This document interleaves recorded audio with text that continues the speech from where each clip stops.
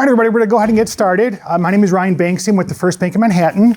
And first, I'd like to thank everyone for coming out today. I'd also like to thank the Joliet Township for allowing us to use their building today. Today, along with Kelly, Sophia, and Alex, we're going to talk a little bit about the home buying process. Si tiene un FHA loan, que es otro diferente tipo de préstamo, ese PMI lo va a pagar para el resto de la vida del préstamo. So, si tiene oportunidad de refinanciarlo después, eso a lo mejor sea la mejor opción y luego no le toca pagar el PMI en el nuevo préstamo.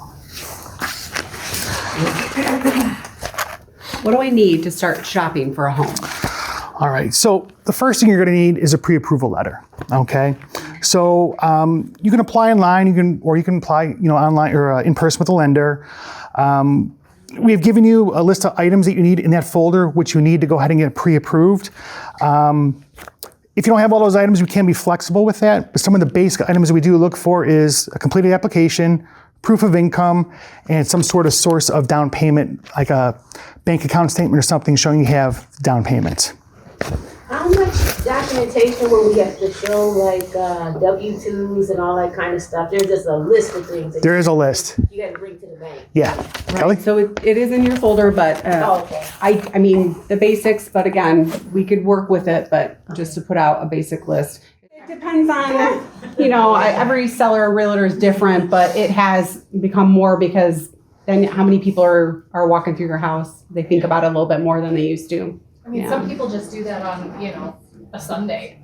Right. There are people that just like to go get like home improvement ideas by going to houses. Right. Right. So, nada más estaban aclarando que es muy importante agarrar la preaprobación. Eso lo puedes ir con el banco, meter la aplicación y eso le ayuda a seguir o empezar a buscar la casa. Muchos agentes o también una persona vendiendo la casa quieren saber que usted ya agarró esa preaprobación antes de entrar a su casa y a ver todo.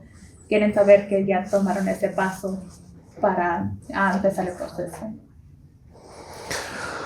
Okay, so at this point, we'll open up to any additional questions. If you have questions, feel free to ask. There's been great questions. Yeah, very good. I appreciate everyone.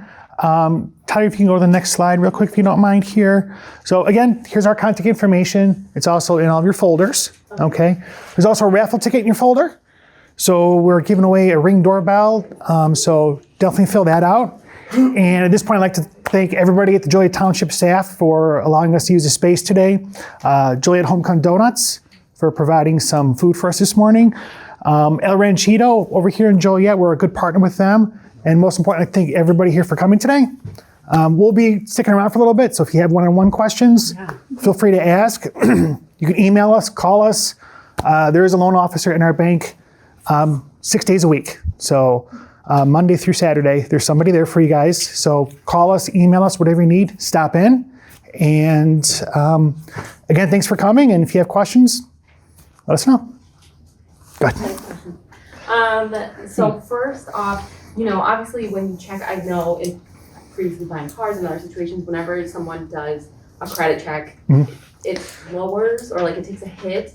How does that affect when you go for your pre-approval, and how long is your pre-approval good for? So 13 days. generally it's, you have 10 to 13, usually 13 days. So if you go to 7 different lenders in 10 days, it counts as one hit, okay? If you have really good credit, it affects you probably less than if you have, less credit, okay? Our pre-approval letters are good for 90 days.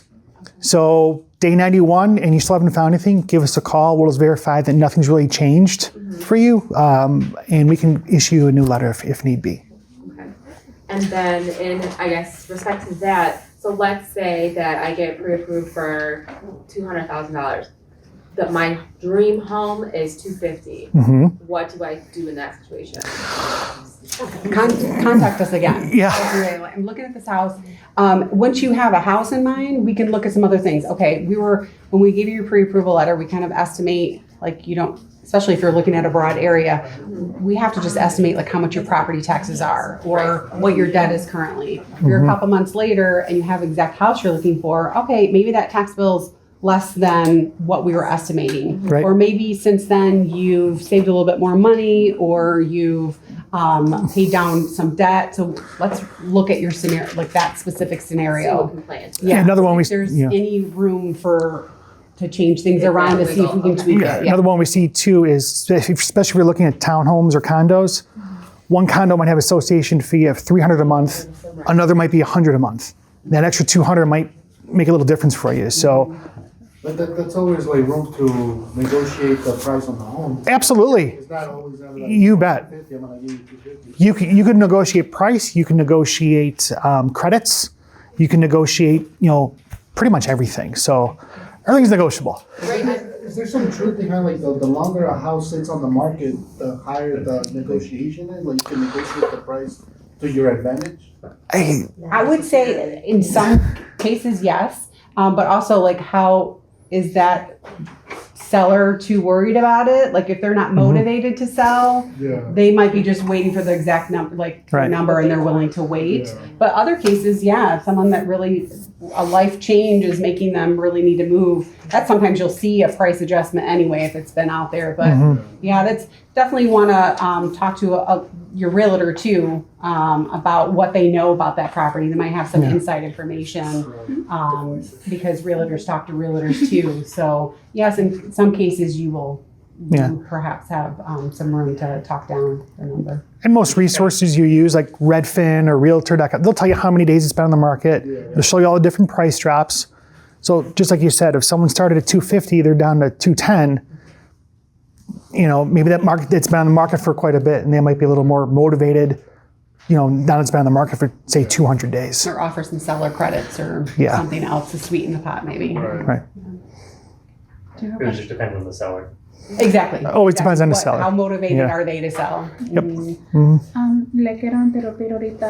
Estaban platicando ahorita que tienen preguntas, claro. Lo que ahorita también están colectando los boletos de la rifa, o si todavía está llenando el boleto, termine de llenarlo en la rifa. Estamos ahorita realizando un timbre de la marca Ring.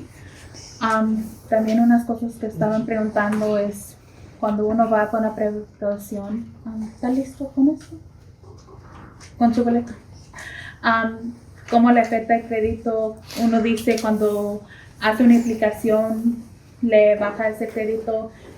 Sí, cierto, cuando uno tiene un crédito bueno no le afecta tanto. A lo mejor si tiene un crédito que le está intentando de arreglar, por eso necesito esperar para el momento perfecto.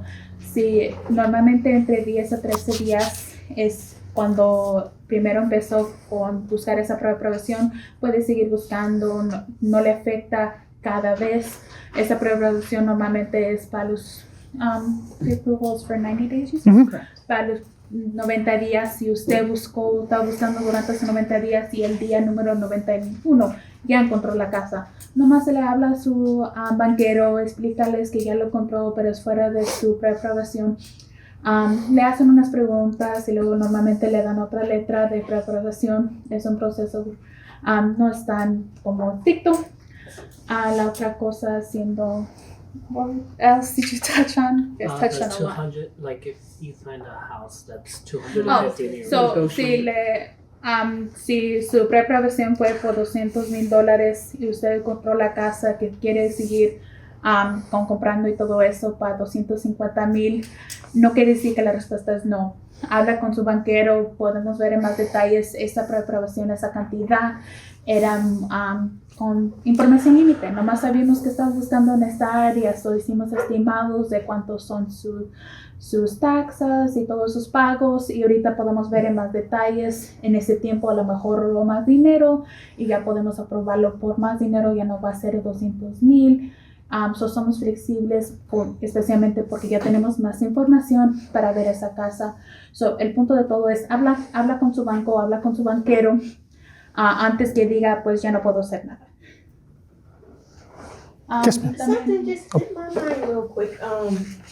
When you're purchasing a house, is it possible to put two people on that purchase? Say if you have a family member and you're both responsible for that home, you could do that too? Yes. Yes. Oh, okay. So you can have joint applicants are both going to live in the house. You can also have what's called a non-occupant co-borrower. So that's someone who's not going to live there, but they're going to help you out and put funds towards the purchase. Okay. On the flip side of that too, to think about, if you are looking to get pre-approved, if you co-sign for someone else's car, that's an account against you. Is co-signing? You bet. Okay, Yeah. so I'm staying away from. Co-sign and co-borrower are pretty much the same thing. So, But yeah. if you're both gonna live there, If you're both going to live there, absolutely. Yep.